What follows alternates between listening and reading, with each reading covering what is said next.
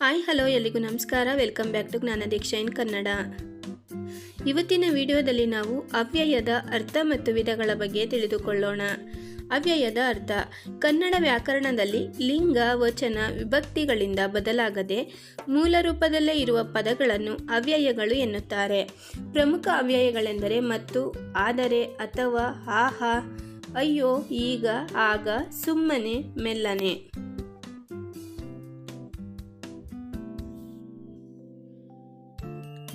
ಅವ್ಯಯದ ವಿಧಗಳು: ಸಾಮಾನ್ಯ ಅವ್ಯಯ: ಯಾವುದೇ ಕ್ರಿಯೆ ನಡೆದ ಸ್ಥಳ, ಕಾಲ ಅಥವಾ ರೀತಿಯನ್ನು ಸೂಚಿಸುವ ಪದಗಳನ್ನು ಸಾಮಾನ್ಯ ಅವ್ಯಯ ಎನ್ನುತ್ತಾರೆ. ಇವು ಕ್ರಿಯಾಪದದ ವಿಶೇಷಣಗಳಂತೆ ಕಾರ್ಯನಿರ್ವಹಿಸುತ್ತವೆ.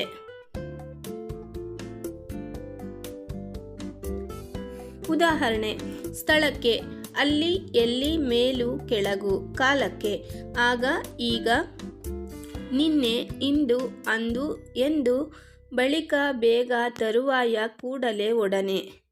ರೀತಿಗೆ ಚೆನ್ನಾಗಿ, ನೆಟ್ಟಗೆ, ತಟ್ಟನೆ, ಉಮ್ಮನೆ, ಸುಮ್ಮನೆ, ಕಮ್ಮನೆ, ಮೆಲ್ಲನೆ, ಹಾಗೆ ಇತ್ಯಾದಿ. ಅನುಕರಣ ಅವ್ಯಯ: ಅರ್ಥವಿಲ್ಲದ ಧ್ವನಿ ವಿಶೇಷಣಗಳನ್ನು ಕೇಳಿದಂತೆ ಪುನಃ ಉಚ್ಚಾರಣೆ ಮಾಡಿ ಹೇಳುವ ಶಬ್ದಗಳು. ಉದಾಹರಣೆಗೆ ದಬ ದಬ, ಪಟ ಪಟ, ಕರ ಕರ, ಚುರು ಚುರು, ದಗ ದಗ, ಗುಳು ಗುಳು, ತರ ತರ, ಘಮ ಘಮ, ಚಟ ಚಟ. ಗುಡು ಗುಡು, ಮಿಣಿ ಮಿಣಿ. ಉದಾಹರಣೆ: ನೀರು ದಬ ದಬ ಸುರಿಯಿತು. ಭಾವಸೂಚಕ ಅವ್ಯಯ: ಮನಸ್ಸಿನಲ್ಲಿ ಉಂಟಾಗುವ ಕೋಪ, ಹರ್ಷ, ದುಃಖ, ಮೆಚ್ಚುಗೆ, ಆಕ್ಷೇಪ, ತಿರಸ್ಕಾರ ಇತ್ಯಾದಿ ಭಾವಗಳನ್ನು ವ್ಯಕ್ತಪಡಿಸುವಾಗ ಕೆಲವು ಅರ್ಥವಿಲ್ಲದ ಶಬ್ದಗಳನ್ನು ಬಳಸುತ್ತೇವೆ. ಇವನ್ನು ಭಾವಸೂಚಕ ಅವ್ಯಯಗಳು ಎನ್ನುವರು. ಉದಾಹರಣೆಗೆ ಎಲ, ಅಯ್ಯೋ, ಅಕ್ಕಟ, ಅಕಟಕಟ, ಆಹ, ಬಲೆ, ಬಲ, ಬಳಿರೆ, ಛೇ, ತು, ಅಬ್ಬಾ, ಅಹಹ, ಆಹ, ಓಹೋ, ಓ, ಏ ಇತ್ಯಾದಿ. ಕ್ರಿಯಾರ್ಥಕ ಅವ್ಯಯಗಳು: ಕ್ರಿಯಾಪದದ ಸ್ಥಾನದಲ್ಲಿ ನಿಂತು ವಾಕ್ಯದ ಅರ್ಥವನ್ನು ಪೂರ್ಣಗೊಳಿಸುವ ಕೆಲವು ಅವ್ಯಯಗಳು ಕ್ರಿಯಾರ್ಥಕ ಅವ್ಯಯಗಳು. ಉದಾಹರಣೆಗೆ ಉಂಟು, ಬೇಕು, ಬೇಡ, ಅಲ್ಲ, ಹೌದು, ಸಾಕು, ಇಲ್ಲ ಇತ್ಯಾದಿಗಳು. ಸಂಬಂಧಾರ್ಥ ಸೂಚಕ ಅವ್ಯಯ: ಹಲವು ಪದಗಳ, ಹಲವು ವಾಕ್ಯಗಳ ಸಂಬಂಧವನ್ನು ತೋರಿಸುವ ಶಬ್ದಗಳು. ಉದಾಹರಣೆ: ಉ, ಆದ್ದರಿಂದ, ಮತ್ತು, ಅಥವಾ, ರಾಮನು, ಹಾಗಾದರೆ, ಆದುದರಿಂದ, ಸಂಗಡ, ಹೊರತು. ಸಂಬೋಧಕ ಅವ್ಯಯ: ಕರೆಯುವಾಗ ಉಪಯೋಗಿಸುವ ಶಬ್ದಗಳು. ಉದಾಹರಣೆ: ಎಲೋ, ಎಲ, ಎಲೆ, ಎಲವ್, ಓ ಇತ್ಯಾದಿ. ಕೃದಂತ ಅವ್ಯಯ: ಧಾತುಗಳಿಗೆ ಕೆಲವು ಕೃತ್ ಪ್ರತ್ಯಯಗಳು ಸೇರಿ ರೂಪಾಂತರಗೊಳ್ಳದೆ ಅವ್ಯಯಗಳಾಗಿ ಬಳಕೆಯಾಗುವ ಪದಗಳು.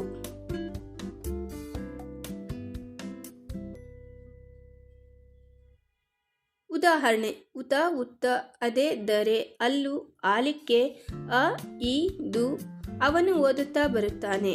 ಆಹಾರ ತಿನ್ನದೆ ಹೋಗಬೇಡ. ಪತ್ರ ಬರೆಯಲು ಕಾರಣವೇನು? ಪುಸ್ತಕ ಬರೆದು ಮುಗಿಸು.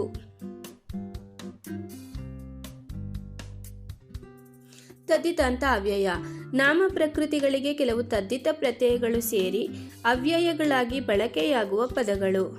ಉದಾಹರಣೆ: ಅಂತೆ, ಒಲು, ಓಲ್, ತನಕ, ವರೆಗೆ, ಮಟ್ಟಿಗೆ, ಓಸ್ಕರ, ಇಂಥ, ಆಗಿ, ಓಸುಗ. ಸೀತೆಯಂತೆ ಊರ್ವಶಿಯು ಗುಣವಂತೆ. ನಾನು ಮನೆಯ ತನಕ ಬರುತ್ತೇನೆ.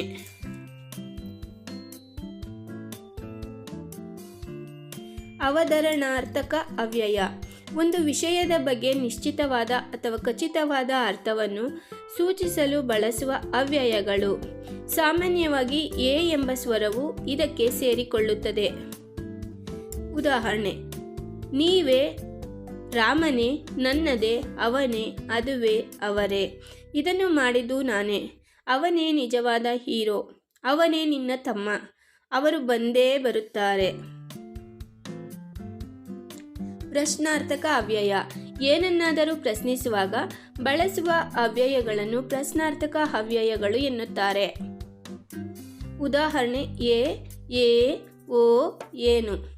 ಅವರು ಬಂದರೆ ನೀನು ಬರುತ್ತೀಯೋ? ನಿನ್ನ ಅಭಿಪ್ರಾಯ ಏನು? ನನ್ನೊಡನೆ ಬರುವೆಯಾ? ನೋಡಿದ್ರಲ್ವಾ ಅವ್ಯಯದ ಅರ್ಥ ಮತ್ತು ವಿಧಗಳನ್ನು. ಈ ವಿಡಿಯೋ ನಿಮಗೆ ಇಷ್ಟ ಆಗಿದ್ರೆ ಪ್ಲೀಸ್ ಲೈಕ್ ಮಾಡಿ, ಹಾಗೆ ತಪ್ಪದೆ ಸಬ್ಸ್ಕ್ರೈಬ್ ಮಾಡ್ಕೊಳ್ಳಿ ನನ್ನ ಚಾನಲನ್ನು. ಪಕ್ಕದಲ್ಲಿರೋ ಬೆಲ್ಲೈಕನನ್ನು ಪ್ರೆಸ್ ಮಾಡಿ ಆಲ್ ಅಂತ ಓಕೆ ಕೊಡಿ. ನಾನು ಹಾಕೋ ಹೊಸ ವೀಡಿಯೋಸ್ ನೋಟಿಫಿಕೇಷನ್ ನಿಮಗೆ ಬರುತ್ತೆ. Thank you for watching.